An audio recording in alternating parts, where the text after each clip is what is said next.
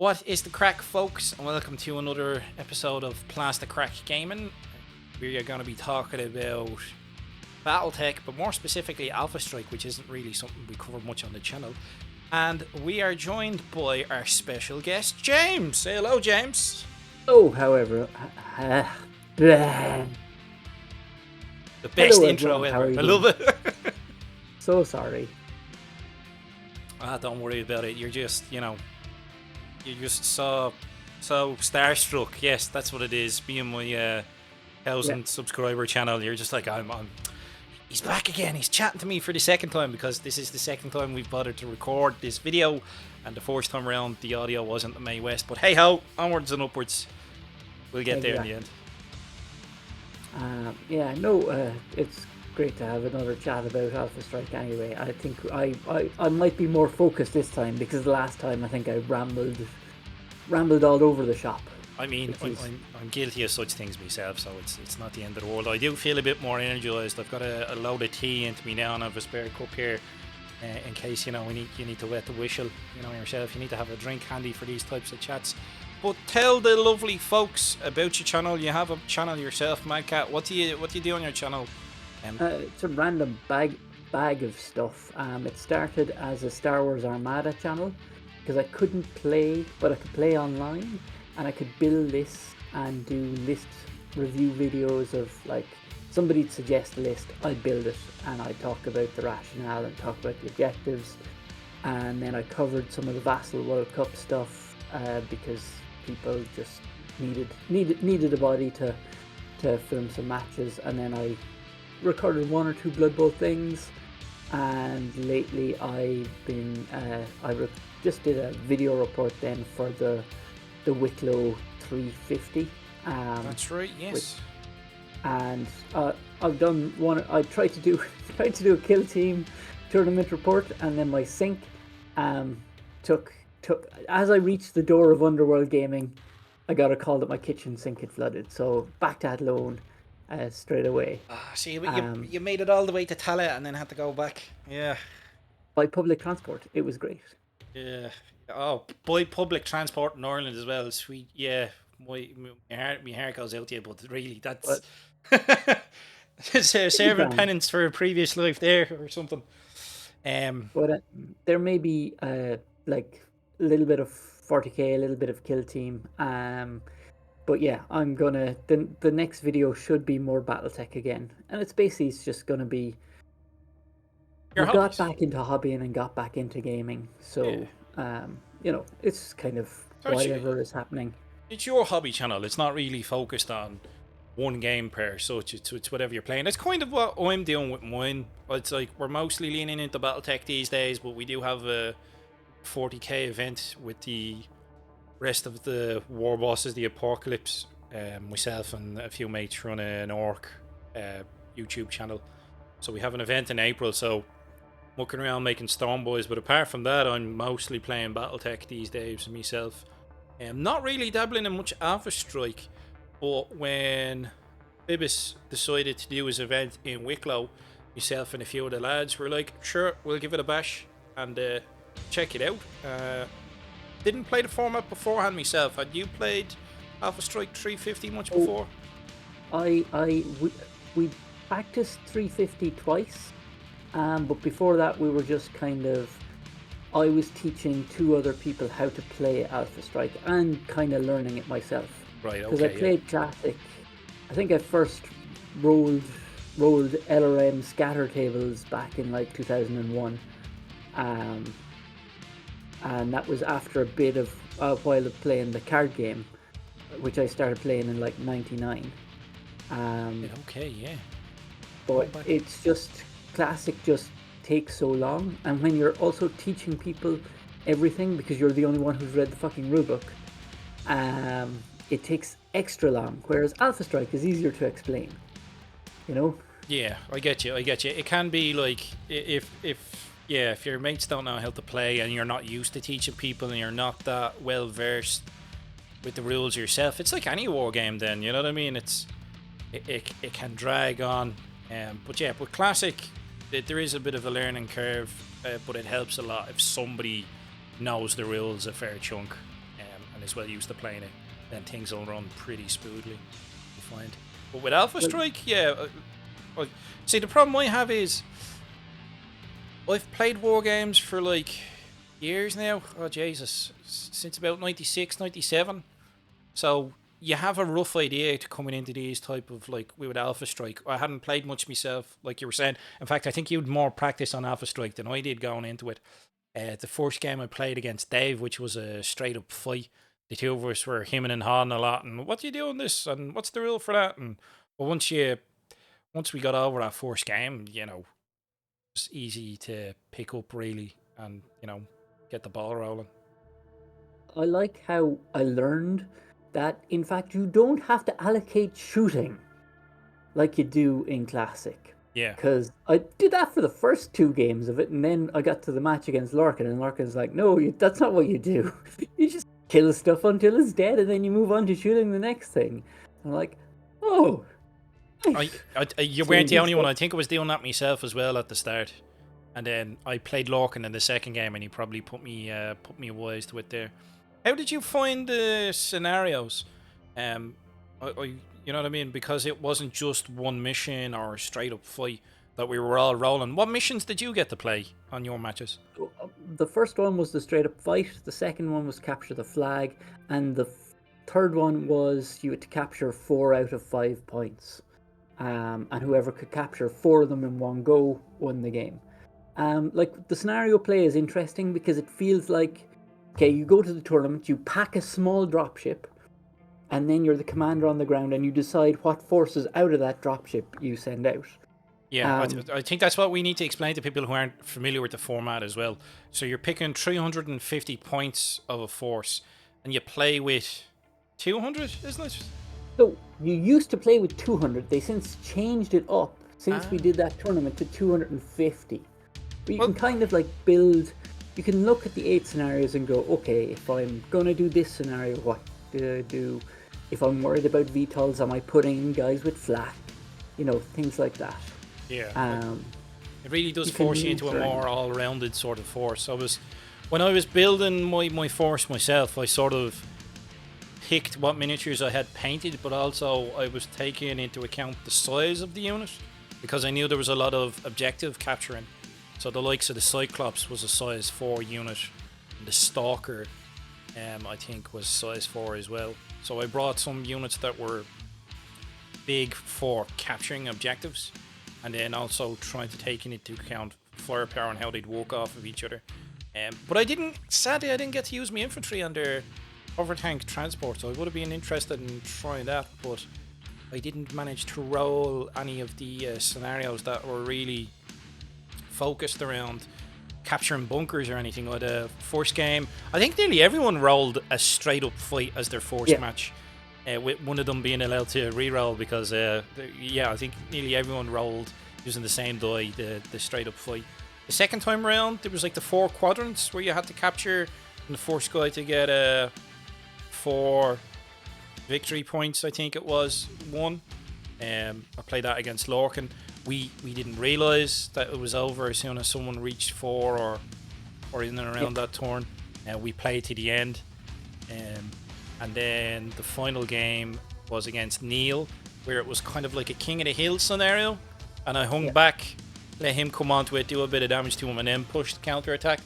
But I found it interesting. I found the fact that there wasn't just one scenario and you're not just fighting each other, and then you're rolling random, and then the terrain placement as well. So being smart with the terrain placement, I found that it was a bit interesting beforehand, trying to build the force.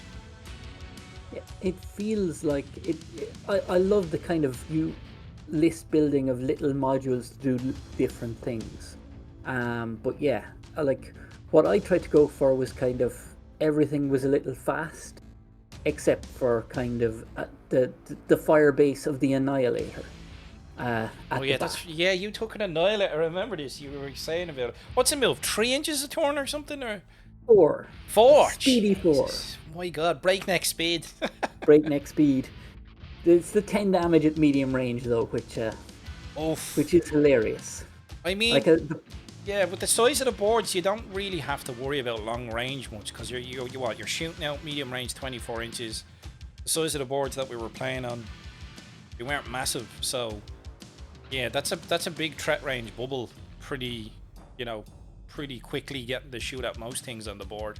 Yep. And like it's a narrow board, and as well as that, there's always going to be something in the center. There's always going to be something in the center that your opponent has to go to. Now, the danger is that they block off kind of all fire lanes with the terrain. If they're smart about it, yeah, it's to be If they're expected. smart about it. Yeah. But yeah, I expected the Annihilator to do nothing, but I was very wrong, and I was very disappointed I didn't take him in the second scenario. I think I would have been better off. But yeah, it took a Wolverine from full to one structure point left with one shot at one point. Right. However, I did fail to kill a single mech for the whole tournament. You didn't kill any mechs at all for the whole tournament? I didn't kill any mechs at all. I tried against Mark, but I just spent so long firing at a Sagittaire that just refused to die. And then I noticed all my mechs were dead. Another thing to note for people who haven't tried the 350 tournament is that it's not all the damage. You're not rolling once and seeing that you do all the damage. It's incremental, so for each point of damage you're rolling a pair of dice to see if you hit with that point of damage. So when James was firing his Annihilator and doing 10, it would have been 10 sets of dice, see how many of them actually hit. So there was a lot more. I think that worked. I think that was one of the things I wasn't much of a fan of just with base Alpha Strike, is that sort of all or nothing, because you don't get the crits going. You know what I mean? Whereas there was quite a few games where there was a few crits that were really important. I felt that it emulated Classic, that element of Classic I like. That incremental damage, that taking your unit being ground down before it's just straight up dead. I felt using that optional rule really helped a lot, and it played key in the last game I was playing as well. I managed to get very lucky with a critical hit and headshot at the Niels Orion that was on the hill objective, you know, which is fun, you know what I mean? But it's if you're just throwing big chunks of damage at each other, I've found basic Alpha Strike missions where it's just, oh, your Annihilator shoots at my whatever medium mech and you manage to hit, oh well, then I'm just taking them off, you know what I mean? I found that kind of disappointing a bit.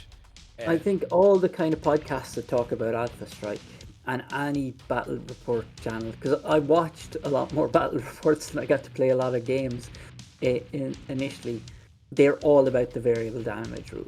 I don't understand why it's not standard, the default rule at this point. But then again, maybe people are running like a battalion versus like a trinary or something like that. And that point, I could see where it might slow it down. Yeah, you can understand, because that was our vision. I remember talking to the lads on the way down and how we envisioned, because we mostly play Classic, how we envisioned Alpha Strike as sort of a tool to allow us to play large-scale games quickly. So when you are playing the large-scale scales, as you're saying, you're doing that large damage output, it actually keeps the game going quicker. Whereas things are pared down an awful lot more for the Alpha Strike, the 350 tournaments, where you're only bringing 4 mechs, 5 mechs. I suppose they bumped it up to 250 now, so depending on the mission type, you might be bringing a lance or a star, so you know, using that incremental damage. You can bring up to 10 movers, I think now is the new rule. But I suppose if you think about it, right, if you and I are playing a friendly game of Classic, we are probably going to want to bring maybe a lance or 2. However, if you look at what Irish Battletech are doing for competition, it's limited to 2 mechs aside just to get it in. So Classic for the competition rounds, Classic gets scaled down the same way, to a certain extent, because if you're doing competition, you need some way of getting through the round. Yeah. You're gonna want at least 4 rounds in a day.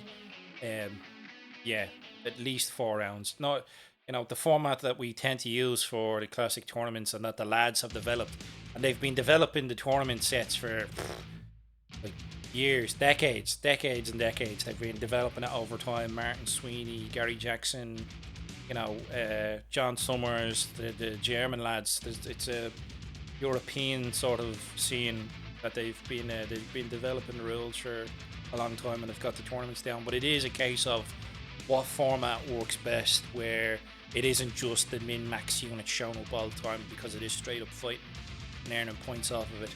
And it evolved into the structure that it is now. And I remember going to my first tournament for a classic like that, and I was very skeptical because you didn't get to pick your force, you just got to pick from a pair. But I understood once I played through one tournament. I'm like, okay, this actually works. It's not a case of who can build the best list or who knows which mechs are the best. It's actually a challenge of the player, because most likely there'll be 4 rounds. You'll be playing different eras. There'll be different themes. Gets you out of your comfort zone. Maybe you're used to playing with assault mechs and just obliterating people and going very slowly, and then all of a sudden you find you're in a round with light mechs or medium mechs, but you're not jumping all the time, or it can be interesting. It's challenging. I understood that it was to challenge the player, and that's what I liked about them. But I found the 350 tournament itself was interesting, more so on the unit selection, because you're trying to cover all the bases, as we said, and then when it comes to the mission that you're playing, you're like, trying to capture one of these 4 quadrants. Do I really want to put a hover tank up there with a base of infantry, and will it just get destroyed? How long would it be able to hold out, or is there more survivability in some of my mechs? And which of the mechs that I've picked in my force would be best suited for this? Which one will I keep a defense? Which ones will I attack with? You know what I mean? There's a lot of choice to be made as well. I found it wasn't limiting 350. It was good. It was fun. I enjoyed it. I think with both Classic and 350, like, Battletech is a narrative war game, not a balanced war game if you take the base rules. Because, like, if you construct your own mech, you can make horror stories in Classic. But the thing is, the work that kind of Gary and the rest of them have done on Classic is needed to kind of make it interesting. And it's the same with the Wolf 350. It's a great way of taking kind of a narrative war game and turning it into something a little bit balanced, and that there's you need to fit them into a structure, and then the decisions in deployment, and then the decisions in everything. It's shockingly fast how quickly they can end as well. Yeah, I think that was the thing that surprised me, was like I said, myself and Lorcan played our game, and we played for 12 turns and he tabled me, but we read the scenario totally wrong. I think the rules pack needs to be updated. If it has been updated, then I think we played your scenario. I played Lorcan directly after, and I think it was the same scenario. At which point Peter found there was an errata on that scenario. Yes, that wasn't in and the base rules. All 4 points at once. For the quadrants, was it you were capturing quadrants or specific points? Specific points. Did you have quadrants? Yeah, so the table was in quadrants.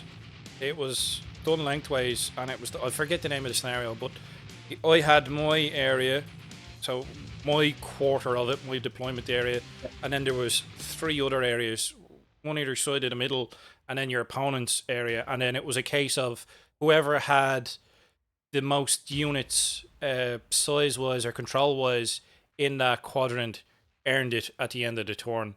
And so, yeah, I found it interesting because we were trying to attack and counter-attack. He sent his like wing and ground effect aircraft up with like 2 suits, 2 lots of power armor into my back line, but then I have my Cyclops there to defend. So it was interesting. But yeah, the errata, the rules pack could deal with being updated if it's still in the state it isn't. Hopefully it's been updated. But there was a lot of bits and pieces of it that arose and then had subsequently been errated or FAQ'd. I think Mark was asking about sprinting with your mechs up to a flag, if that was possible, sprinting and picking up a flag. And I think that wasn't the case. That had cropped up and had been errated after the fact. But definitely worth doing again. I'd be more than happy to do another one. I'd be interested to see what kind of strategies and tactics everyone has after playing one. Because Lorcan's list would have to change because he was destroying my mechs, but I think onboard artillery also got banned in the latest errata. Did it? Yeah, onboard artillery. I got hit with onboard offboard artillery. artillery and I wasn't too impressed with it. It didn't really do much. It's basically the artillery, the offboard artillery is an answer for your locust. So that if you got something with a TMM of 65 million, Oh yeah, and you're trying to catch it. you just need to hit it with the pie plate and hope for the best. Yeah. So like I'm not sure the 1 damage artillery is all that useful, but the 2 damage artillery is for killing locusts basically. I think I was only hit with a 1 damage artillery, and I think it even scattered at that, and it was the only time I saw it used, and I was like, oh, okay. I could understand if do you know the way sometimes you're trying to build up to your 350 points and you'll have a few points left. I could understand if you had a few points left and you were just like, oh, I'll plug this in just to bring me up to the points cost. But otherwise, I wasn't too enamored. Maybe if it was against infantry trying to take a bunker and you couldn't quite get a grasp on them, you know, maybe dropping an artillery round on them, prevent them from capturing a bunker. You know, I'm sure it has its uses. I just didn't see it being used, or I didn't see its facility during play much.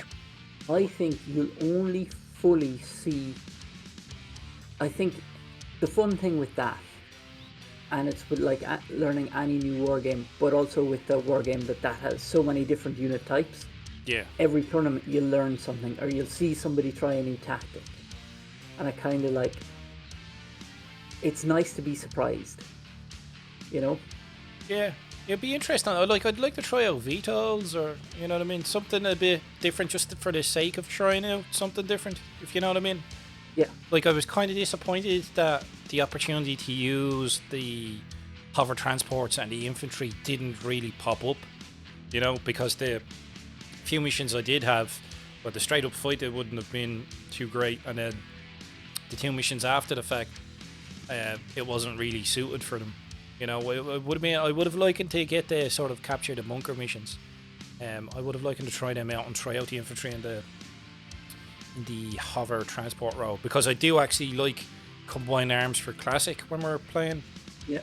So you know, seeing infantry on the board, seeing vehicles getting used, seeing VTOLs being used, in my mind's eye, that's what Battletech is. I know for a lot of people, it's just sort of, and the main focus of it, if we're being honest, is mech. Big stompy robots fighting big stompy robots. But I like the rule sets. I find they're decent for combined arms, which is what I want. You know what I mean? It's what I want from a game. Fighting star battles, land your dropship, and everybody gets to fight, you know. Well, I told you about this channel last time. Is the channel War Game Stories, and they're doing like a Tamar campaign of like Brewsters against the mercantile guys, and they've got a DM, and they're like got strategic points and people going up in dropships and dropping at the back line and stuff like this.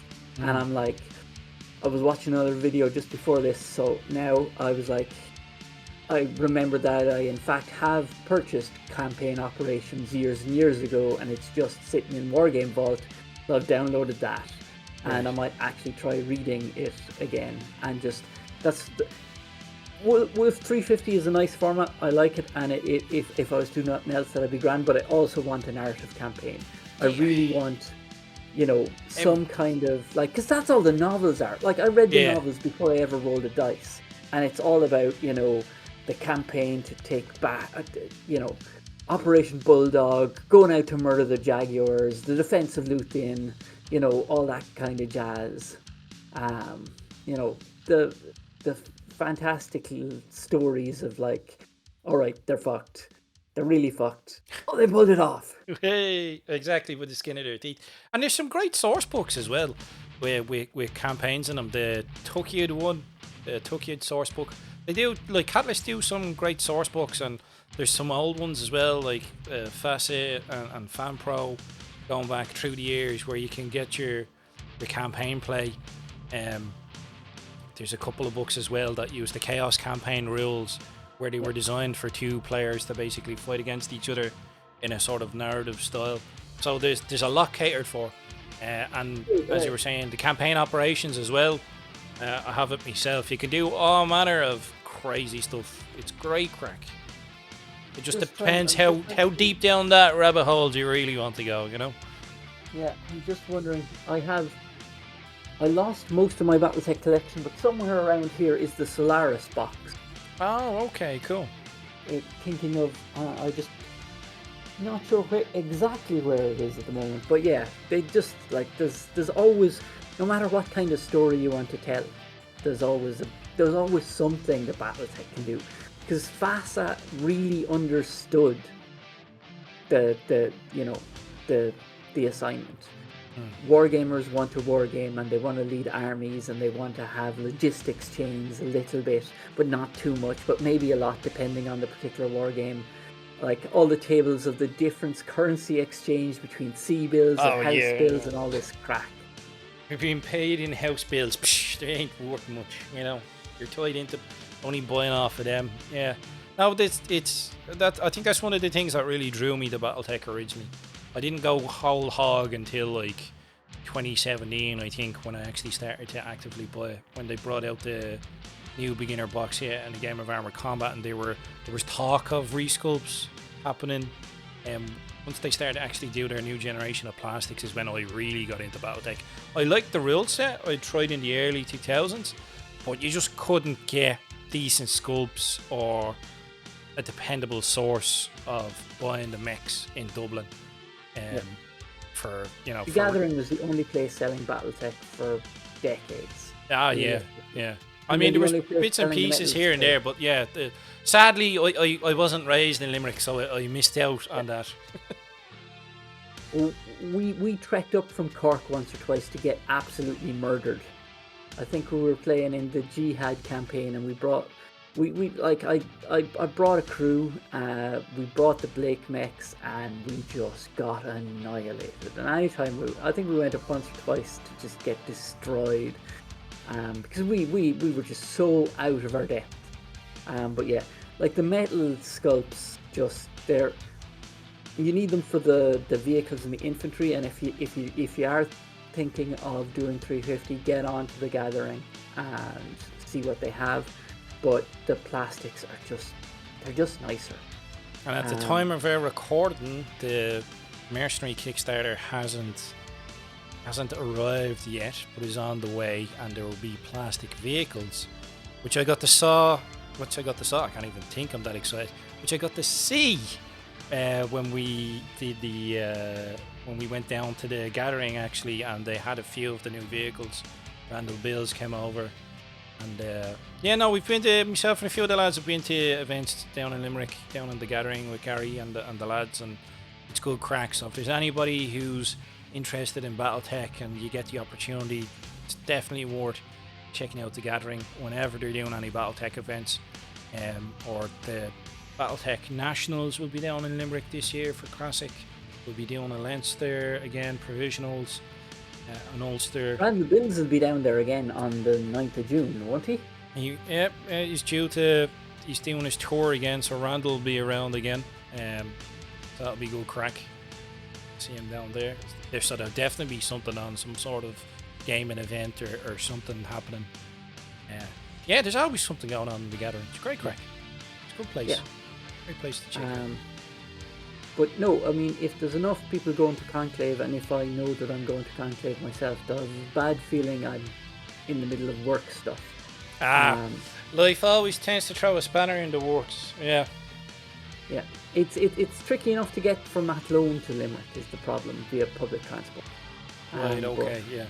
How was getting the Wicklow for you for the 350 tournament? And future, I think Phoebus wants to do more of them. I'd be interested in going myself. Yeah, I'd definitely be interested in going. Neil, one of the guys that I play with, basically drove down. That's how I made Wicklow. Cool. But if he's interested in going, I'll definitely be going again. I just need to expand the vehicles. I need the Gathering to get in vehicles. Let me know what they have, and I can send them money. Yeah. That's usually how it works. Yeah. Yeah. But it's just a case of I think a lot of it's coming from the UK, the metals in particular. Yeah, Um, yeah. Well, if it's Ironwind Metals, I think they're still all. Well, I don't know if they're all still produced, but I think a chunk of them are produced in the America, and then logistics. Yeah, the I think joys of it's Ral logistics. Parta also produced then a bunch Some of out the of the older UK. ones, yeah, the Rail Yeah. Party UK or Rail Party Europe. Um, yeah, there's a few bits and pieces knocking around. I have a baggie of vehicles down there that I'm not gonna pick up because the paint's chipped on them. But yeah, you can get vehicles. It's doable. In fact, when won one of the tournaments, I got to pick a couple of salvage vehicles off that the lads from the Gathering had brought as prize support. So that was good crack. I still haven't put them together. A terrible procrastinator when it comes to painting, which I was disappointed about for the tournament because I'd specifically picked the mechs that I had painted, and lo and behold, come the day of packing up before the tournament, I go looking for me painted stalker, and I can't find it, so I had to bring a grey one. I had specifically picked all the mechs I knew I had painted to bring to that tournament, and the vehicles, even me infantry stands painted up. I was like, I'll have a fully painted force, and then I'm like, where's me stalker? So yeah, so if anybody sees an olive drab stalker knocking around somewhere, it's probably You mine. still haven't found it. Well, look, I haven't found me painted one. That doesn't mean that I don't have others. But no, everything is painted apart from the stuff I bought from you in Wicklow. And I have some mad plan. The problem is I had a glut of 40k. So I, like, the painted, I don't know if you can see this. Basically, the painted shelf there is all waiting transfers. So that's January. But I'm planning on doing the mechs I bought from you in one sitting. So I plan on doing 13 mechs in about 3 hours. I mean, you said you used speed paints for the Yeah. force you had painted up in your sort of Howling Griffins-esque quartering paint job, wasn't it? It didn't take you too long to sort them out. No, it takes about an hour and a half to do a lance. I mean, yeah, that's a good pace, like, and they looked good. You know Yeah. what I mean? This is the thing for me, is you don't have to spend a year and a day painting every miniature because we use them on the tabletop. So, you're going to be looking at them most of the time from a distance of 3 to 4 feet. Yeah. So I'm 6'1". I don't get that close to the fuckers. exactly. But then, there's people who paint miniatures for Instagram, and they're Yeah. taking, macro pictures of them or whatever. And that's a different kettle of fish altogether. But we're Whatever you talking enjoy. we're talking tournaments here, folks. You know what I mean? We're talking the practicalities of tournaments. Well, what would you want to see changed, if anything, for the 350 format? I think possibly the scenarios could be a little bit clearer in relation to what you're trying to do, and I think they possibly the errata has fixed some of them, Right. but yeah, like it. I suppose I personally wouldn't mind like the amount of movers being increased up to 12, so that if you wanted to do like a swarm force, you could. Something like you'd be being able to deploy a full company. I was thinking he's got to 12. Maybe he's thinking of deploying a whole company of stingers or wasps or something. Huh? Yeah, well, there is the I think it's the Antiguan Legion in The Curetans, isn't it? Hmm? Is it the Curetans, I think? Yeah, they stick a whole load of prisoners in cheap mechs and just send them at the enemy. That logistically, that sounds absolutely sound tactics right there. Yep. Yeah, I believe they got roundly defeated by a bunch of blackjacks. I mean, it's not like we don't have 1,000,001 blackjack sculpts now in the new plastics. I think we're up to 3 or 4 now, so you could easily play out that scenario with the amount of spare blackjacks knocking around. And yeah, like I think the rules banning repeat kind of chassis are there to stop abusive stuff, and I get why it's there. The issue is it possibly takes away from some silly flavorful stuff.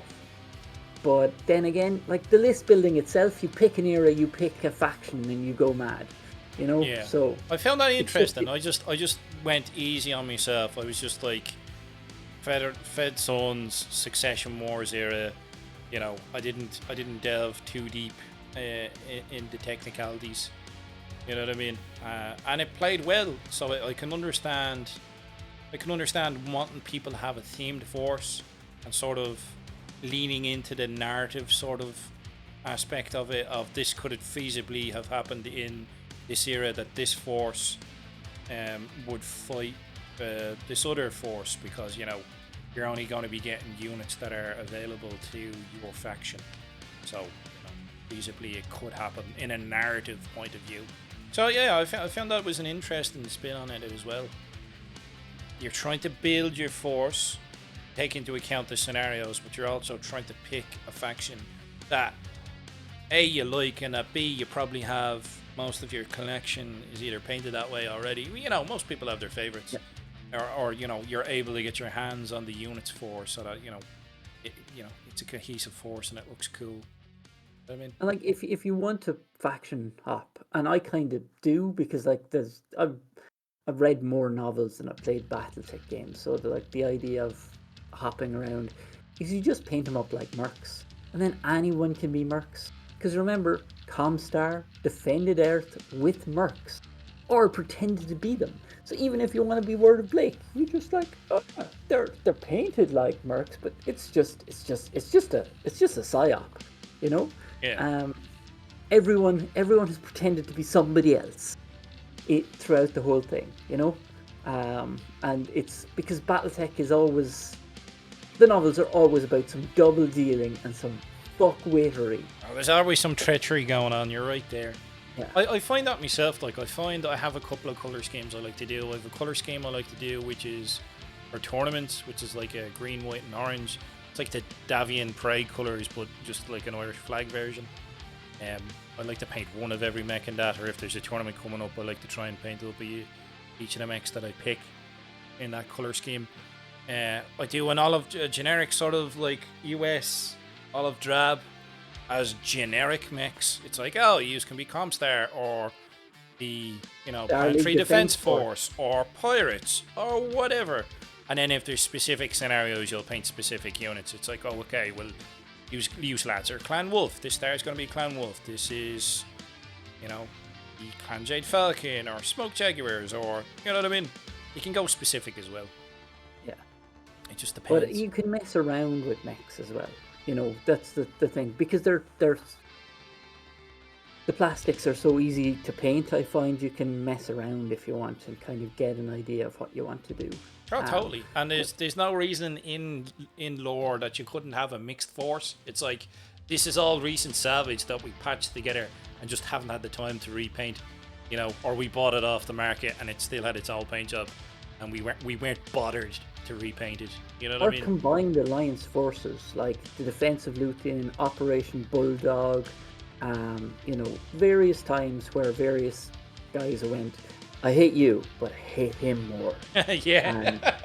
And, I'm displeased with you, but that guy. Yeah, he's just to hell with that worst, the worst.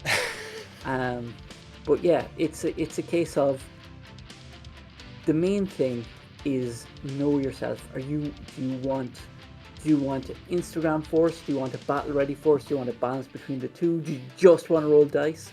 If you're like me and the hobby part is a means to an end, which is rolling dice, yeah, I would recommend speed paints. I'd be much the same myself. I kind of see them as playing pieces. Every now and then I might try to get a little bit more involved on the painting front. But I genuinely I see them that way as well myself. I was renowned for being the orc player who played with just bare plastic for years and years, and wasn't too bothered about it. And then when you start painting miniatures and people are complimenting you on your color schemes and your paint jobs, you're just like, this is weird, man. It's just it's like the Twilight Zone then. You know what I mean? Yeah. But yeah, any final words we'd like to say on the 350 format other than we loved it? It's free to download. Everything is free. If you're interested in trying Alpha Strike and you're just not sure how, I'd say it's a good format. It feels weird to be bringing that kind of small of a point set, but definitely try it out, particularly if you're learning how to do. If you want a competitive kind of match, I definitely try it out. You know, and if I can get to the next event, I'll definitely go. You know, it's great. 100%, 100%. Yeah, it is. It's a good tournament format with a nice narrative twist to it. If you're looking to play Alpha Strike or Classic, you'll look on Battletech Ireland. We've Facebook group, we've the Discord. We'll leave links in the description to this video. James, you've set up a Discord for Wargaming in the Midlands. What's that one called? So I'll send you on the link to that. Basically, it has whatever kind of war games you're looking for in the Midlands. Jump on there, see if you can find an opponent. We've people from all around the Midlands and a little bit further afield, because I'm not sure the Midlands is strictly defined. But yeah, if you're looking for a group, like there's wargaming meetups in libraries in Athlone and Kildare. We've links to one or two of the Portlaoise crowd as well, are also in there. So there's various war games going on. And if anybody wants to play some Alpha Strike in the Athlone area, please reach out directly to me on the server as well, because I have 2 players already. If we could get a 4th and try and get her a narrative campaign, that'd be fantastic. Let's get the ball rolling. We'll put a link to that Discord in the description below, and we'll throw in a link to James's channel as well. Madcat333 is it? What's your channel? Madcat. Irish Madcat. Yes, Irish Madcat. We'll put a link to James's channel down below as well, so you can check it out. So I think people are spoiled for choice at the moment in regards to Battletech and opportunities to play it, no matter where you are in the country. Yeah, it's a golden era. I mean, like, it was so hard to get games, and now it's like the HBS Battletech game has so much to answer for. Yeah, I might have 3,000 hours in. I don't think I've played that much, but I've played a fair bit myself, and the Mech Warrior 5 as well, being on general release. There are players crawling out of the woodwork now, and it's great to see, and long may it last. So I'd like to say thanks for coming on, and thanks for having me. We'll have you on again soon. Hopefully we can have another chat sooner after the next tournament we go to, or the next event we go to, and fingers crossed we won't have any more audio problems or technical issues of that sort. But we will catch you in the next one. Like the video, folks, subscribe if you're not subscribed, and don't forget to check out James's channel and Discords, like I said, all down below. So that's it for now.